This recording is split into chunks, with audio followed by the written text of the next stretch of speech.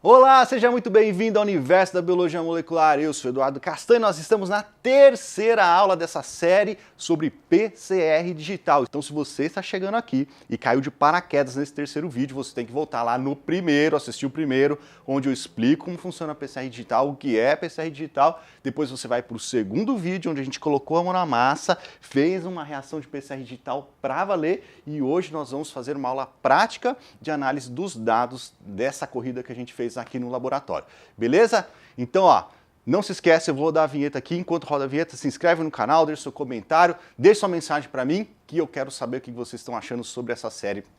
Valeu!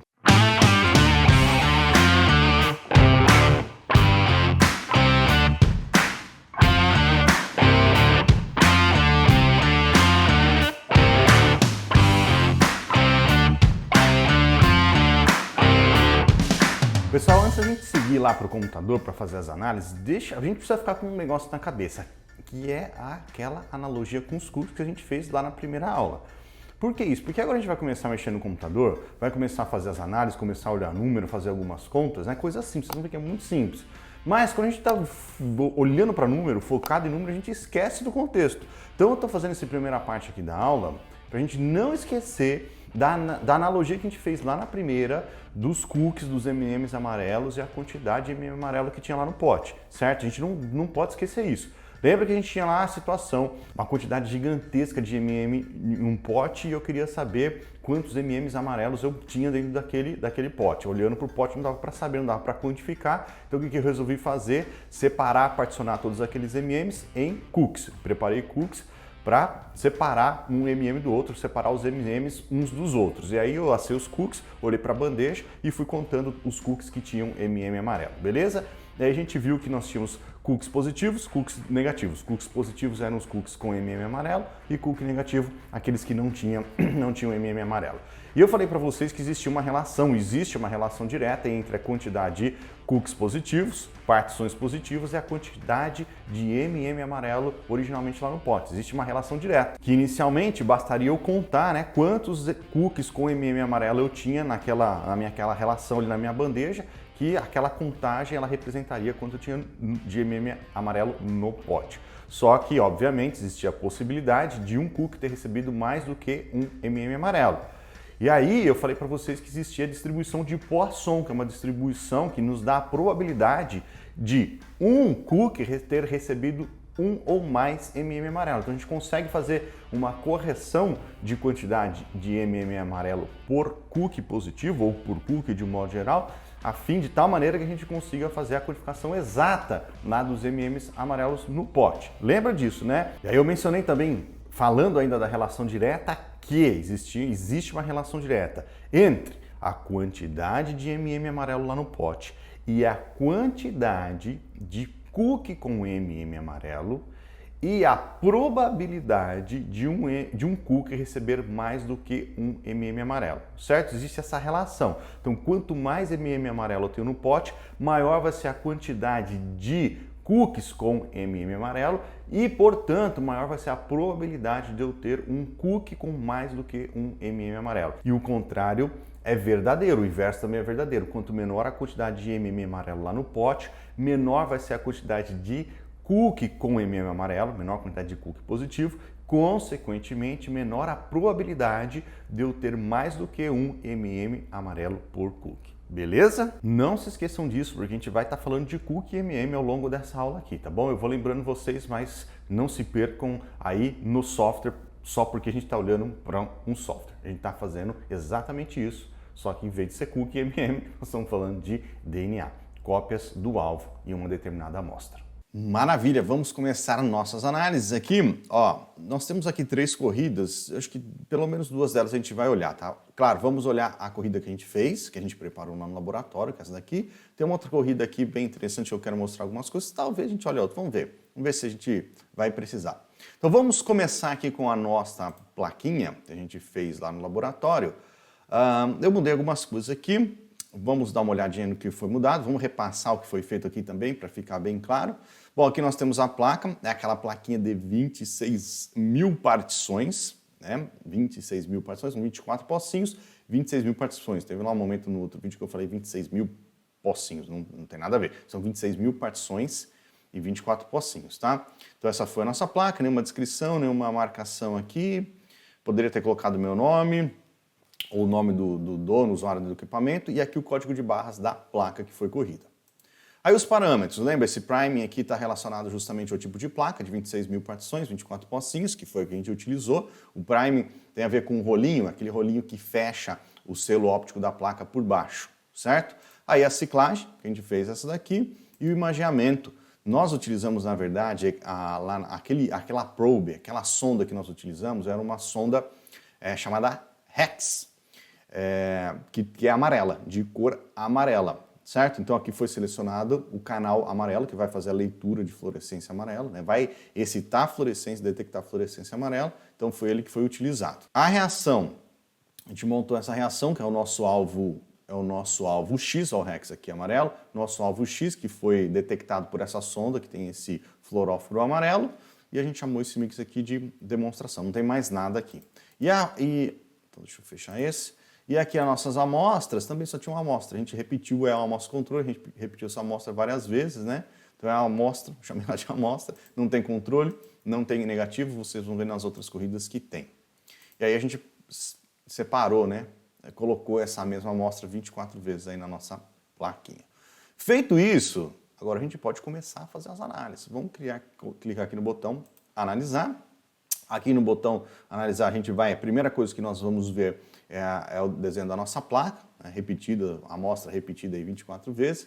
E aqui os tipos de análise que a gente consegue fazer. Dá para fazer quantificação absoluta, dá para fazer detecção de mutação, dá para fazer um experimento de quantificação do alvo relacionado à edição genômica, quantificação e variação do número de cópia e análise de expressão gênica. Tudo isso aqui dá para fazer.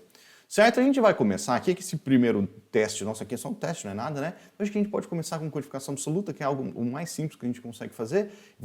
Muito poderoso, apesar de ser simples, é muito poderoso, porque é uma quantificação absoluta. Lembra que eu falei para vocês? A gente pegar uma quantificação absoluta por PCR em tempo real, né, com um convencional, PCR em tempo real, é um processo muito trabalhoso. Você precisa fazer a curva padrão, criar os padrões, é a parte mais difícil, é você obter os padrões, fazer as diluições, fazer a corrida, analisar. Aqui vocês vão ver que a gente vai fazer uma quantificação absoluta, sem padrão nenhum, né? Não precisa de um padrão, de uma referência para você fazer essa quantificação. Então vamos começar selecionando uma reação só, né? Vamos olhar todas ao mesmo tempo.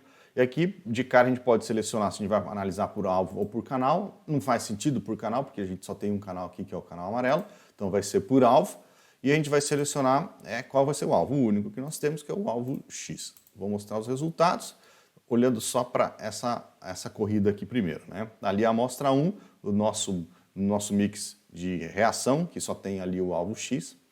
Não tem controle interno, não tem nenhum tipo de controle negativo, nenhuma amostra controle, nada disso aqui nessa amostra, essa reação. Então aqui não está mostrando nada. E olha só, a primeira informação depois dessas iniciais aqui, a primeira informação que ele nos dá já é a concentração. Então não teve que fazer quase nada praticamente, vocês viram, não tem diferença do que eu estou mostrando aqui para vocês do que foi feito na vida real, é basicamente isso. Não tem muito o que colocar, ele já deu aqui para a gente o número de cópias por microlitro presente na reação, né? Não é na amostra ainda. A gente vai, para chegar no número de cópias desse alvo X lá na minha amostra, tem que fazer uma continha extra, ridiculamente simples. Mas aqui ele está dando o número de cópias por microlitro na reação. Então lá na minha reação, no meu tubinho, eu tenho 1.336 cópias do meu alvo por microlitro de reação. A gente voltando, como eu falei para vocês, voltando lá para os nossos MMs, o que a gente está falando aqui, o que a gente fez? Pegou o MM, particionou fazendo os cookies, que é o que a gente vai ver daqui a pouco as partições, né? Particionou fazendo os cookies e fez a contagem dos cookies e aplicou a distribuição de poção ali para ver a probabilidade de um cookie ter recebido mais do que um MM amarelo. Feito isso, a gente só fazer o cálculo. Então a gente está fazendo o que nós estamos mostrando aqui, é que eu tenho 1.336 MM amarelos no meu pote, lá no meu potão, o que eu usei para fazer a reação, né? É isso que eu tenho aqui, já foi feito o cálculo, então é um negócio muito simples. Aqui nós temos o intervalo de confiança, e aqui do lado ele está dando mais detalhes sobre a reação e o particionamento, né? Das 26 mil partições, que que é compatível com essa plaquinha aqui que a gente utilizou, 25.445 delas estavam ativas, válidas, ou seja, elas estavam funcionais. Por alguma razão, as outras restantes, algum problema aconteceu ali. Ou não recebeu reação, ou tinha alguma sujeirinha ali na placa que a gente não conseguiu fazer a leitura ali, ou na hora de fazer o particionamento, não lembra que o equipamento ele aperta ali aquele selo emborrachado para fazer a distribuição da solução. Se tivesse mal selado, por exemplo, pode ser que nem todas as partições recebessem a amostra. Então, alguma coisa aconteceu. Normal, faz parte ter algumas falharem mesmo. Mas das 25.445, que são as válidas, 17.137 são positivas, ou seja, receberam o meu alvo estava presente, a PCR em tempo real aconteceu e gerou fluorescência, e 8.308 não receberam o meu alvo e não gerou fluorescência ali, certo? Esse trecho a gente vê daqui a pouco. Então o resultado já está aqui já, muito simples, não tem muito o que ver. A gente pode ver alguns detalhes aqui dessa placa, bastante interessante, olhando só para essa aqui, tá? E a gente pipetou aqui e o equipamento, depois que ele fez a distribuição, o particionamento, ele foi dispensando as amostras pelas 26 mil partições que estavam aqui. Então estão aqui, ó, as 26 mil partições estão aqui, ó. A gente consegue visualizar. Se quiser contar aí, ó, pode contar que vai dar quase as 26 mil. Tem algumas que não funcionaram, né?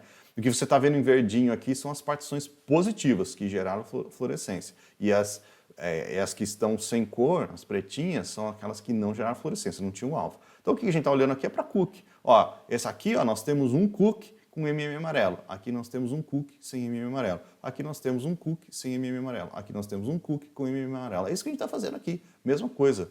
Agora, o que o equipamento fez? A gente vai fazer essa conta na mão daqui a pouco, só para vocês entenderem. Ele contou quantos cookies nós tínhamos na bandeja, quantos cookies válidos, porque teve cookie que eu mostrei para vocês lá que quebrou. Eu comi.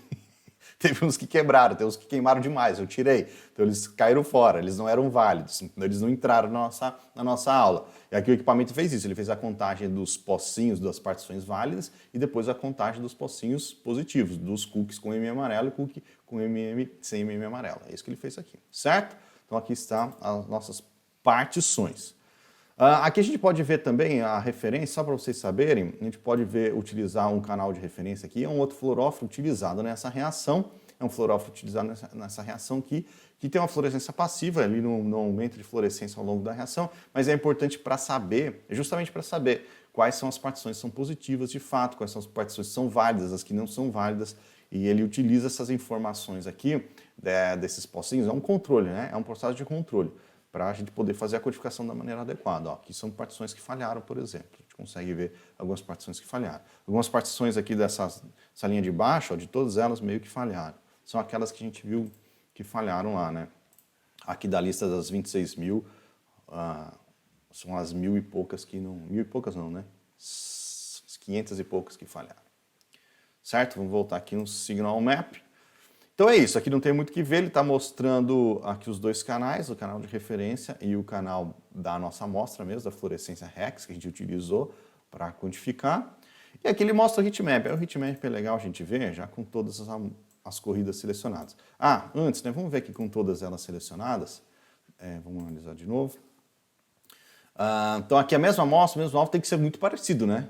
Foi a mesma amostra que a gente repetiu 24 vezes, os resultados de concentração têm que ser todos muito parecidos aqui, ó. Tem variação? Tem um pouco de variação, porque algumas reações tiveram menos partições válidas, tem uma variação normal de uma amostra para outra, mas todas ali próximos uns valores uns dos outros, ainda mais considerando, né, o intervalo de confiança aqui, certo? Então tudo muito parecido.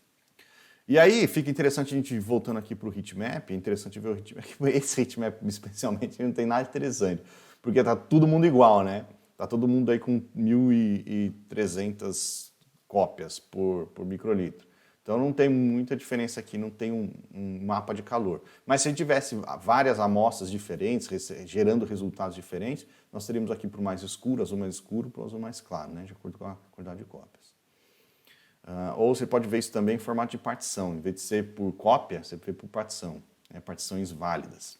Partições positivas e válidas. As válidas são as de baixo, número pequenininho, e as positivas, o número de cima. Dá para ver o histograma também. Então aqui está mostrando o resultado dos 24 pocinhos. Então aqui esse é aquele canal de referência, né? Então ele tem que ser muito certinho mesmo. O canal de referência tem que estar... bom, vamos lá. Aqui ele está mostrando a contagem de pocinhos, né? De partições. Primeiro a contagem de partições e aqui a intensidade de fluorescência, que ele dá por essa unidade, RFU.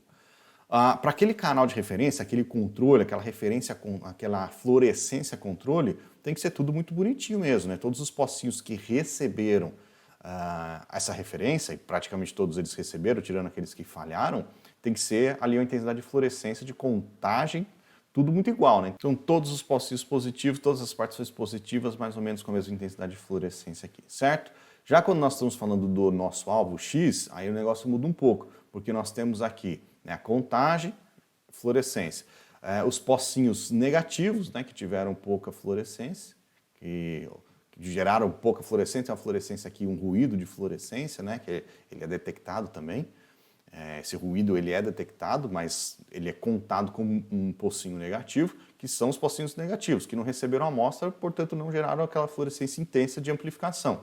Já os pocinhos positivos, que geraram fluorescência intensa de amplificação, então aqui, ó, a intensidade de fluorescência é maior e aqui a contagem para eles. Tá tudo muito junto aqui porque é a mesma amostra repetida 24 vezes, certo? Então é isso daí. Então esse aqui é o resultado do histograma que nós estamos vendo. Esse scatter plot aqui, 1D, o 1D dá para fazer aqui de análise, mas o 2D não vai dar, porque precisa ter dois alvos para a gente fazer esse 2D, aqui a gente só tem um alvo. Aqui ele está mostrando cada uma lá dos meus pocinhos, cada uma das minhas reações, A1, A2, A3, até a H3, ele está mostrando aqui. E ele está mostrando, de novo, né, ele está mostrando a intensidade de fluorescência e a distribuição das partições, a intensidade de fluorescência distribuída ao longo das partições aqui, certo? E aqui o 2D não vai dar para ver agora, a gente precisa ter uma reação com dois alvos. E aqui o diagrama de concentração, vamos trocar aqui. Aqui o diagrama de concentração para todas as reações, né? Então todas ali próximas das 1.300 cópias por microlitro, que ali está mostrando, não tem muita variação, né? Então está muito parecido. Pode ver tudo. Você pode trocar a escala, o tipo de gráfico, para vários deles aqui, linear, em log. E aí você pode usar isso e exportar esses dados aí conforme a sua necessidade, como você prefere demonstrar seus resultados, tá bom? Aí, antes da gente seguir para analisar as outras corridas, deixa eu só mostrar aqui para vocês, se a gente fechar esse raciocínio, né, do processo de contagem, de quantificação, voltando lá falando a distribuição de Poisson, lembrando, fica aquele exemplo de novo lá dos MMs na sua cabeça, dos cookies na sua cabeça, porque é isso que a gente está mostrando aqui. Ele está mostrando a fórmula, isso, tudo que eu vou mostrar aqui eu retirei do próprio manual do software de análise, tá? Desse que a gente está utilizando. Então, ó, para vocês verem, então a fórmula aqui da distribuição de Poisson, ele coloca aqui o que significa, e aqui embaixo ele está mostrando a probabilidade, exatamente aquilo que eu falei, a probabilidade de uma partição, aqui na PCR digital, de uma partição ter recebido uma ou mais cópias, uma ou mais do que uma cópia do alvo no processo do particionamento. Então, esse daqui ele está mostrando, quanto maior é a concentração do alvo na amostra, maior é a probabilidade de uma partição ter uma ou mais cópias do alvo presente ali dentro dela. Então, quando você tem uma concentração muito baixa do seu alvo lá na sua amostra, portanto na sua reação, quais são as probabilidades aqui? Qual é a probabilidade de um pocinho, de uma partição, na verdade, não é um pocinho, de uma partição ter 0 cópias do alvo? Se a concentração dele é muito baixa, a probabilidade de ter 0 cópias do alvo ali dentro dele é grande, ó. Tem uma probabilidade muito alta. Aí a probabilidade de ele ter uma cópia, tem uma probabilidade ali, só que é menor. A probabilidade de ter 2 cópias vai diminuindo, vai chegando cada vez mais próximo de 0, porque a concentração é muito baixa. Conforme você vai aumentando a concentração do alvo na amostra, portanto na reação, maior é a probabilidade de você ter uma partição povoada, uma partição positiva e eventualmente uma partição com mais de uma cópia. Então aqui, ó, foi aumentando a concentração, foi diminuindo em relação a esse anterior aqui, né? Foi diminuindo a probabilidade de uma partição não ter nenhuma cópia, e aumentando a probabilidade de uma partição ter uma ou mais cópias. Até que você tenha uma amostra super concentrada. Então, uma amostra muito concentrada aqui, a gente vê que a probabilidade de uma partição não ter nenhuma cópia do alvo, ela é pequena, e a probabilidade de uma partição ter 4, 5, 6, 7 cópias do alvo, ela é maior. certo? Vai aumentando e depois vai diminuindo, né? Essa quantidade a 3, 10, 9, 11, 20 cópias do alvo, a partição vai diminuindo também. Mas é isso que ele está mostrando aqui, exatamente o que a gente viu, e aqui ele está mostrando essa informação de uma maneira diferente, né, nessa tabelinha. Então, a concentração, então, o número de cópias por partição. Então, quanto menor a quantidade do alvo na sua amostra, menor a concentração do alvo na sua amostra, menor a probabilidade de você ter pocinhos, partições positivas. Então, a probabilidade de você ter uma partição negativa é muito alta, mais de 90% aqui nesse caso. De ter uma cópia por partição é bem menor, é de 9%. 2 cópias é só de 0,5%. 3, 4, até 10 é muito improvável que você tenha essa quantidade de cópias por partição. Ao passo que quando você vai aumentando a concentração do alvo na sua reação, na amostra, qual que é a probabilidade de você ter um pocinho, uma partição negativa? É baixa, é muito pequena, porque você tem muito alvo na sua amostra. Qual a probabilidade de você ter 5 cópias do alvo por partição? É de 17%, mais 17%, 4 cópias, 17%, e assim vai. Então essa distribuição de Poisson aqui, essa probabilidade, que é utilizado pelo algoritmo do equipamento para poder fazer a quantificação adequada lá do alvo na amostra, na reação, né, da a quantidade de cópias por microlitro, ou quantidade de cópias por reação. A gente vai ver daqui a pouco já. Aqui é a mesma informação, só que em vez de ser probabilidade e porcentagem, é em relação à quantidade de partição, né? Considerando 8.500 partições, se você tem uma concentração muito baixa do alvo, qual seria a quantidade de partições negativas? Seria por volta de 7.000, lá, aqueles 90 e poucos por cento, 90,5%. 7.691 partições negativas. E lá o inverso também. Se o alvo é extremamente concentrado, então você tem pouquíssimas partições negativas. Então é isso aí, exatamente o mesmo racional dos cookies, só que aqui mostrando dados reais, né? E a conta que o software faz, a matemática que o software faz para te entregar aquele valor ali pronto de quantidade, a quantificação absoluta, cópias por partição, cópias por microlitro, etc. É isso daqui que ele faz. Aqui, primeira coisa, ele vai fazer a quantificação de cópias por partição. Ele faz o menos ln, no logaritmo natural, do número de partições válidas, ele pega as partições válidas, ele exclui aquelas partições que falharam lá por alguma razão, pega o número de partições válidas, o total delas, menos o número das partições positivas, dividido pelo número das partições válidas. Então ele pega o total de cookie que a gente tem com MM, menos os cookies com MM amarelo, dividido pelo total de cookie com MM. É isso que ele tem aqui. É isso que ele está mostrando aqui pra gente. Essa continha, super simples. Que aqui, se a gente pegar com um valor numérico, né, como exemplo, se a gente tiver 8.000 partições válidas menos 4.000 partições positivas, nesse exemplo aqui, dividido pelas partições válidas, que é 8.000, vai dar 0,693. Isso aqui é o número total de cópias da molécula alvo por partição. Então, de novo, isso é o número total de cópias da molécula alvo por partição, seja ela positiva ou negativa. Então, se você olha para uma partição que é válida lá na sua reação, ali tem 0,70 cópias do alvo, né? Matematicamente falando, você vai ter ou não vai ter, mas aqui, matematicamente falando, você tem isso. Esse valor numérico. Se você olha para uma partição, independente se ela é positiva ou negativa, ali dentro dela tem 0,70 cópias do alvo. É isso que você tem. Então, quando você multiplica esse valor pelo total de partições, 8.000 vezes 0,69, isso aqui é o número de cópias, né?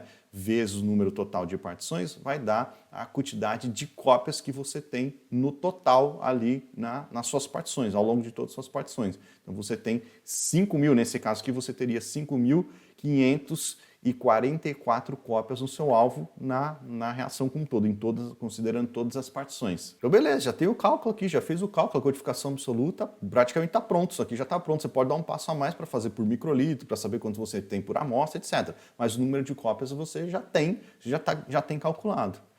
Que está aqui, ó, se você quiser fazer isso pelo número de cópias por microlitro, né, ignora esse aqui por enquanto, a gente vai chegar nele daqui a pouco, olha só essa parte aqui. Cópias por microlitro, nós temos, continuando naquele exemplo, né, o número total de cópias do alvo, da molécula alvo, por partição era 0,693. Considerando, esse é um valor interessante, um dado interessante, considerando que cada partição tem um volumezinho de 0,34 nanolitros, não dá nem 1 nanolitro, é 0,34 nanolitros, basta você pegar esse valor e dividir por esse para você saber quantas cópias você tem por nanolitro. Então você vai pegar 6,693 dividido por 0,34, você vai ter o número de cópias por nanolitro. Se você quiser saber por microlitro, né, porque trabalhar com nanolitro, né, geralmente vai ser ruim, é só multiplicar por 1000, né, porque 1 microlitro é igual a 1000 nanolitros. Então aqui só multiplicou por 1000. Pegou esse valor, multiplicou por 1000, você tem lá 2.038 cópias por microlitro. Então vamos lá, você conseguiu descobrir quantas cópias do seu alvo você tem por partição. Como você sabe que cada partição tem isso aqui de volume, você consegue saber quantas cópias você tem por um determinado volume. Aqui no caso a gente quis saber por microlitro. Então você descobriu, baseado nessas informações, que você tinha 2.038 cópias por microlitro. Então 2.038 cópias a cada 1 microlitro de reação. Se a reação que a gente fez, esse experimento, esse teste aqui, ela tinha 12 microlitros, vamos imaginar que essa reação aqui ela tinha 12 microlitros de volume total, o que você precisa fazer? Só multiplicar 2.038 cópias a cada microlitro, eu quero saber 2.038 cópias em 12 microlitros, né, de reação. Então, no total, na minha reação, eu tinha 24.456 cópias do meu alvo na minha reação. Né? Eu usei 12 microlitros de reação. Na minha reação que eu coloquei lá para ser particionada, no total tinha 24.456. Só que isso é na reação. Se eu quiser saber por amostra, para eu poder fazer por ml de plasma, de paciente, se eu quiser saber por amostra, só você saber quanto você utilizou de amostra na reação. Se por um acaso nessa reação for utilizados 5 microlitros de amostra, né, nesses 12 microlitros aqui, 5 microlitros veio de amostra, você faz a seguinte continha. As 24.456 cópias do alvo na reação, dividido por 5, né, para cada microlitro de amostra. Vai dar 4.891 cópias do alvo para cada microlitro de amostra. Então, a cada microlitro de amostra, lá originalmente na sua amostra, seu tubão, você tinha 4.891 cópias do alvo, beleza? Então é isso. Sim, é simplesmente fazer regrinhas de 3 aqui. Depois você fez a conta da quantificação absoluta, é fazer regra de 3. Vamos voltar lá para olhar as outras corridas que eu quero mostrar algumas coisas para vocês. Voltando aqui para as nossas análises, deixa eu mostrar... Vamos voltar aqui para nossas placas. Vamos pegar esse teste 2 aqui. Não, essa daqui, ó. Essa daqui. Eu quero pegar essa aqui, eu quero mostrar algumas coisas para vocês. Então vamos lá. Aqui é o nome da placa, isso aqui é um experimento real, aconteceu de verdade, tá bom? Vocês vão ver já do que ele se trata, mas eu quero mostrar algumas coisas interessantes. Então, tá aqui o nome da placa. Foi utilizada uma placa diferente da nossa. Essa aqui é aquela de 8.500 partições, 24 pocinhos com 8.500 partições. Veja que ele foi um teste de uma PCR com 3 passos. Lembra que eu falei que dava para fazer uma termociclagem lá com 3 passos, como acontece na PCR convencional, não necessariamente aquela termociclagem, entre aspas, de 2 passos da PCR em tempo real. Então aqui ele está mostrando uma de 3 passos, aqui justamente os parâmetros. Então aqui o prime, a ciclagem, como é que ele fez? Ativou a DNA polimerase e depois a PCR. PCR mesmo com os 3 passos tradicionais, repetiu isso 30 vezes. Aí ele fez a captura de imagem, aqui no caso foram 2 alvos, né? Vocês vão ver que tem 2 alvos ali, pegou um usando o verde, o canal verde, o outro o canal amarelo para detecção da fluorescência, mas a pessoa que fez esse experimento aqui, esse teste, ele pegou, fez isso aqui, começou a analisar e viu que não tinha ficado legal. O experimento não tinha ficado legal, talvez ele precisasse dar uma melhorada nessa placa aqui. E esse equipamento e esse software permitem o usuário fazer isso que eu vou mostrar para vocês. Ele começou a analisar ali, não ficou legal, e o que ele fez? Ele colocou a placa de volta lá no equipamento, colocou a placa de volta no equipamento, programou mais 10 ciclos de PCR, a placa que já estava amplificada, programou mais 10 ciclos de PCR, fez a captura novamente de imagem, e analisou. Depois ele fez mais uma captura aqui. Então é possível, você terminou uma corrida, viu que não ficou legal, dá para você adicionar mais ciclos ali, dá para você recapturar a fluorescência, trocar aqui os canais que vão ser utilizados na detecção de fluorescência, dá para fazer isso. Tá? Isso é um negócio bastante interessante, aí vocês vão ver o que aconteceu lá no final. Bom, aqui de reação, rapidinho, ele tinha 2 alvos, um detectando com FAN, que é o verde, e outro com REX, que é o amarelo. E ele tinha essas amostras aqui, que eram as amostras desconhecidas que ele queria descobrir, fazer as análises. ele tinha controle positivo também e um negativo, certo? Então, controle positivo, amostra e controle negativo. Aí distribuiu a placa dessa maneira. Vamos analisar isso daqui. Então vamos olhar um para um primeiro, né, para ficar mais fácil. Então vamos selecionar aqui a primeira corrida. Olha, nota que ele tem aqui 3 momentos de captura, tá vendo? Ele capturou a fluorescência dessa placa 3 vezes. A primeira aqui não ficou legal, a terceira aqui não ficou legal também, mas a segunda ficou legal. Então a gente vai selecionar a segunda captura para fazer as análises. Aí ele fala aqui qual foi o problema e tudo, então a gente vai usar a segunda captura para fazer as análises. Aí, de novo, né, pode selecionar por alvo ou por canal, e aqui vamos analisar os 2 alvos ao mesmo tempo. Está selecionando 2 alvos ao mesmo tempo é um duplex. Você está fazendo uma única reação e analisando 2 alvos, como se fossem 2 alvos separados, só que eles aconteceram na mesma reação. É só isso, é a única diferença. E você pode analisá-los individualmente ou em conjunto. Aí que eu coloquei para analisar em conjunto, para ficar diferente da outra. Então aqui nós temos a amostra, essa amostra 1 aqui que eu selecionei, a amostra. O mix, esses 2 alvos que a gente analisou, ele não é controle positivo, né, nenhum controle, essa amostra especial não é nenhum controle, e aqui já deu a quantidade. Número de cópias para esse alvo aqui especificamente, que é o wild type, né, a gente vai ver daqui a pouco, deu essa quantidade.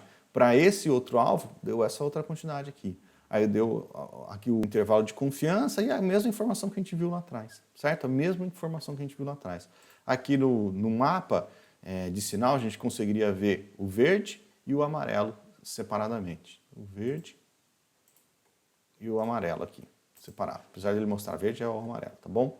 Aí o heatmap que a gente viu lá atrás também, que olhando para um só não vai ter muita graça, talvez até valha a pena a gente colocar todos agora, para a gente conseguir ver um heatmap um pouco melhor do que a gente viu da outra vez. Apesar de não ser grandes coisas também, né? Dá para ter uma noçãozinha aqui um pouco melhor.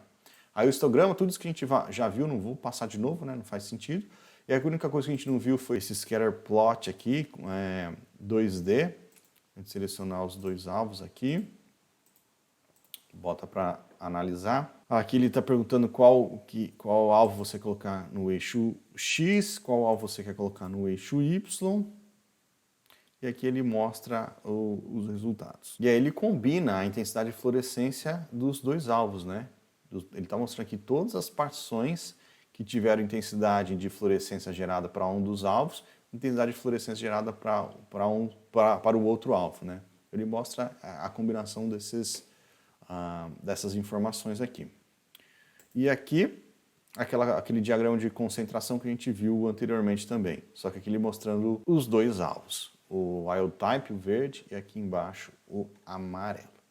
Certo? Isso tudo aqui falando de quantificação absoluta, né? Mas esse experimento especificamente aqui, apesar de ter sido feito uma quantificação absoluta, o interessante dele, a gente vê, eu não sei exatamente para que foi ele, mas ele serve muito bem para um exemplo de detecção de mutação.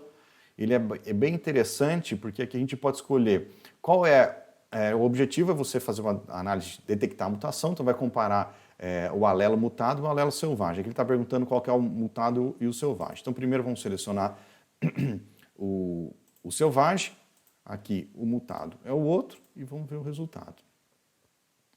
Ele está mostrando a lista de cada uma das amostras, eu selecionei todas elas, e aí é diferente. Você vai ver que é basicamente o mesmo resultado que a gente viu anteriormente ali, né? Não muda das análises que a gente fez, é uma coisinha ou outra que muda só, mas aí ele está dando o número de cópias por cada um deles, como a gente viu anteriormente, mas ele dá também a fração do mutado, né? Então o wild type ele não mostra, mas ele está mostrando do mutado, qual que é a porcentagem daquele alelo mutado na amostra. Então ele tem ali quase 50,09% do alelo, dos alelos presentes ali são mutados. Então esse cara aqui é um heterozigoto, né? Um heterozigoto, muito provavelmente não era uma mutação somática isso daqui. E aí isso aqui a gente já viu. O heatmap, acho que tudo isso aqui não é só o diagrama de ponto, que ele vai mostrar aqui para cada uma das amostras, né, a porcentagem de mutação para cada uma das amostras. Então a gente está vendo aqui, tudo próximo de heterozigoto, né, tem mutado selvagem, mas tem amostra que não é, ó, tem amostra que é 100% mutado. 100% mutado é um homozigoto para esse alelo aqui, para essa mutação. E aqui é só para dar o zoom e tirar o zoom de toda a placa, para ver o resultado. Mas é um resultado bem interessante de ver, né? Um esqueminha fácil de ver. Quando a gente volta para cá, a gente tem as informações aqui que a gente precisa, detecção de mutação. E mesmo se fosse uma mutação somática, o fato de a gente estar fazendo uma análise de PCR digital, que nos permite um limite de detecção bem alto, a gente conseguiria possivelmente detectar. O que dá para fazer, falando nisso, o que daria para fazer também, imagine que você tem uma amostra com um alvo extremamente raro, é muito raro, você precisa de muita partição para você conseguir detectar, porque quanto maior o número de partição você tem, maior é o seu limite de detecção. Quanto mais partição você tem, maior é o seu limite de detecção. Lá no meu caso dos cookies, eu só tinha 20 cookies, né? Eu só tinha 20 cookies, então tem uma quantidade muito limitada de partição. É muito provável que se eu tivesse algum MM raro ali no meio, um amarelo que eu não conseguisse detectar, ou se eu quisesse ter dados mais confiáveis, eu teria que aumentar o número de partição, eu teria que fazer muito mais cookie. E aqui o racional mesmo, quanto mais partição você tem, quanto maior a quantidade de partição que você tem, maior é o limite de detecção do seu experimento. Então se você tem uma mutação somática extremamente rara, lá com uma porcentagem de, sei lá, 0,1% daquela mutação presente na sua amostra, uma porcentagem muito rara mesmo. Você consegue detectar por PCR digital? Consegue. Você talvez tenha que fazer mais de uma corrida por vez aí, aumentar o número de partição para fazer só uma análise mais adequada.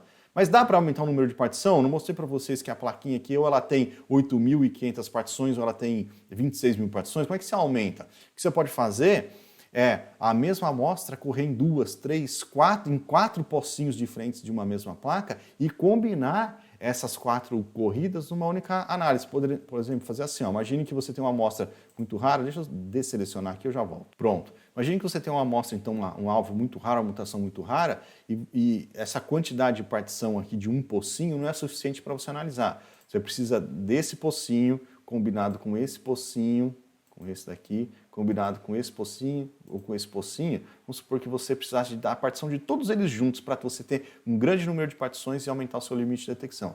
Dá para selecionar eles então e agrupá-los como um hiperpocinho, tá vendo? Aí o equipamento, o software, vai considerar que todas as partições desses 4 pocinhos combinados é referente a uma única amostra. Aqui eu não consigo fazer eu não consigo agrupá-las porque são amostras diferentes. Mas se a gente voltar lá naquela outra corrida, vamos voltar.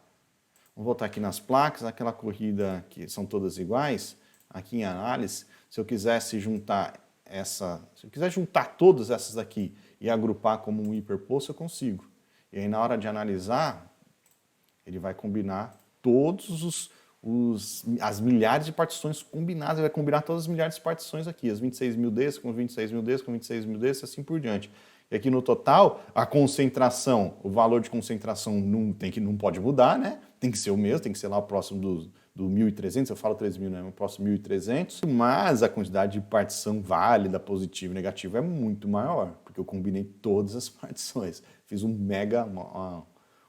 mega bandeja de cookie, foi isso que eu fiz aqui. Vamos voltar lá para a nossa outra análise. Certo, e o mesmo racional, voltando aqui para a nossa análise, o mesmo racional aqui vai para edição genômica, né? Se a gente quisesse fazer análise de edição genômica, aqui ele ia pedir o wild type, ele ia pedir também qual que seria o alterado, o editado, mostrar os resultados e ele daria os resultados aqui também, dando a porcentagem da fração editada, semelhante ao da mutação, né? O racional da mutação, da fração editada e assim por diante, é o mesmo racional. Ele também nos permite fazer detecção, quantificação da variação do número de cópia.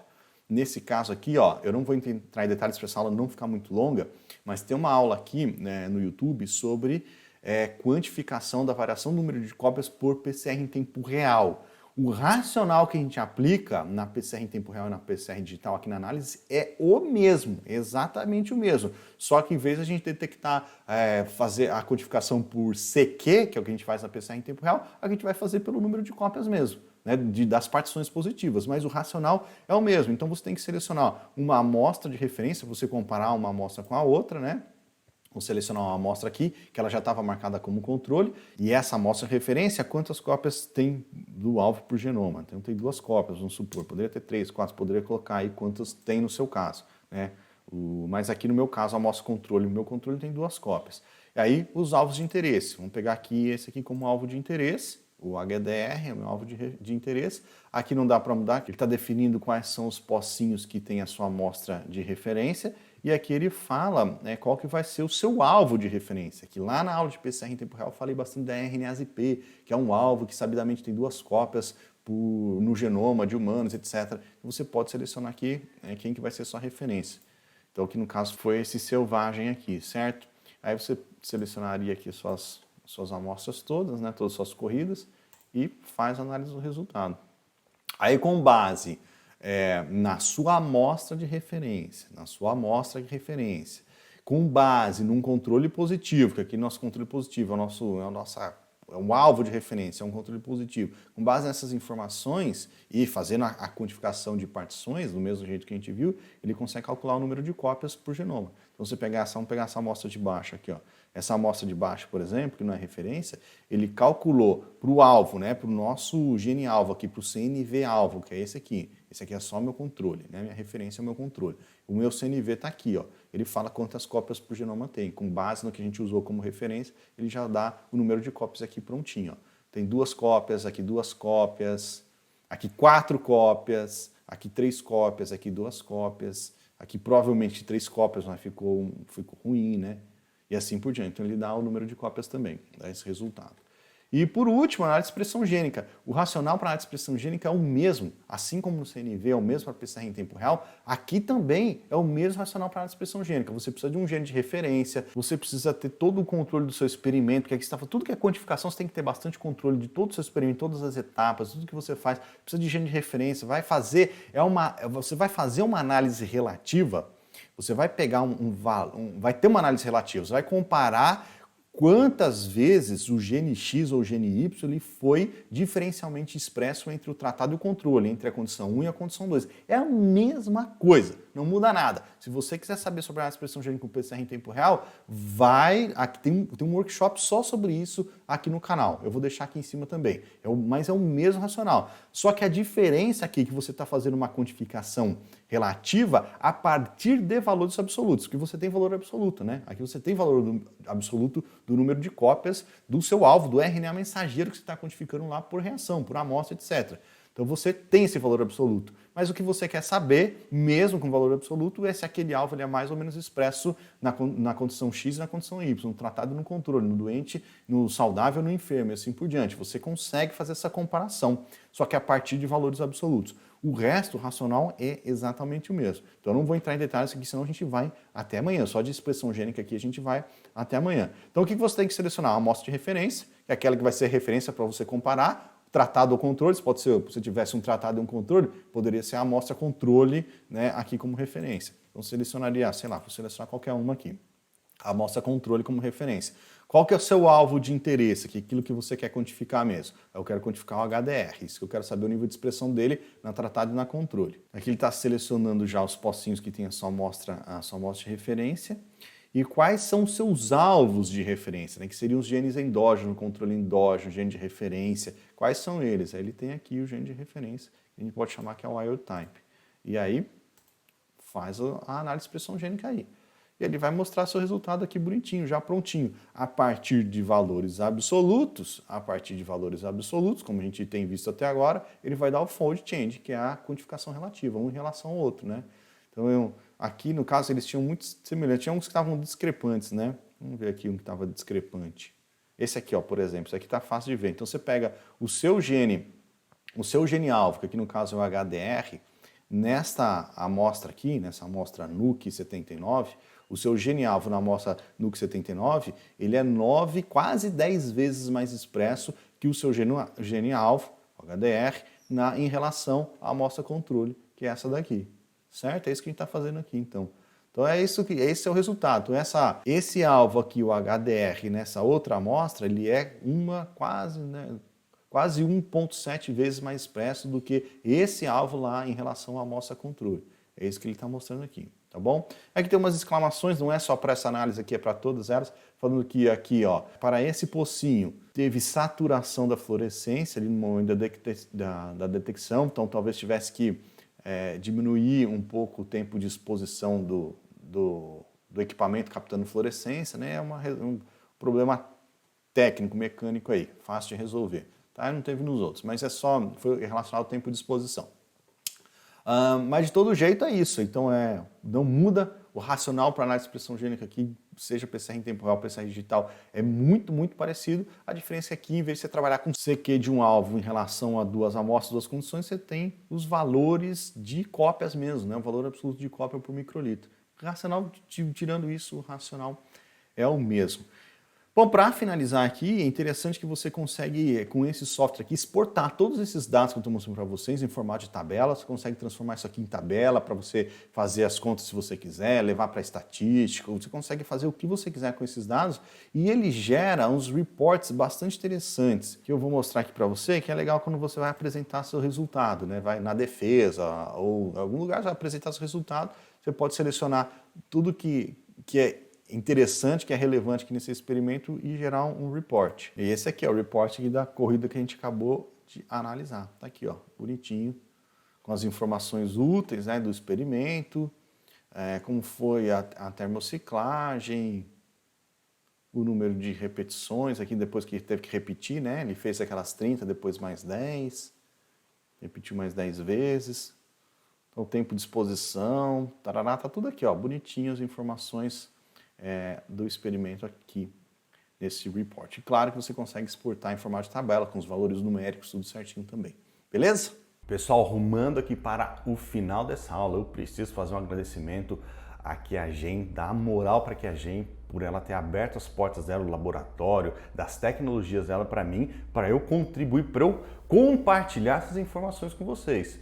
Então, pô, QIAGEN, obrigado pessoal da QIAGEN, obrigado a QIAGEN que participou desse processo, que permitiu que essa série acontecesse, obrigado do fundo do coração de novo, saibam que vocês estão compartilhando, vocês estão contribuindo com o desenvolvimento dos profissionais brasileiros nessa área e você aí que gostou dessa série, que gostou dessas aulas aqui, pode dar uma moral para eles também lá, que eu acho que eles merecem, equipamento legal pra caramba, eles se disponibilizaram a ajudar tudo que eu precisei, permitindo que eu compartilhar esse conhecimento aqui de forma gratuita. Então, se você se sentiu grato aí de alguma maneira, se você gostou disso aqui, sentiu que recebeu alguma informação, você pode dar uma moral para eles também. Entra no site deles, dá uma olhada na máquina, nos reagentes que eu mostrei aqui, vai lá conhecer, porque ele não vai te fazer mal, vai te fazer muito bem, porque ele tem outras informações mais detalhadas que eu não passei aqui e eles vão gostar, eu tenho certeza que vai ser bom para todo mundo, beleza? Então, muito obrigado a todos, você que ficou aqui acompanhando essa série até o final, aqui a QIAGEN novamente, todo mundo que participou desse processo, valeu demais, até a próxima aula, tchau, tchau.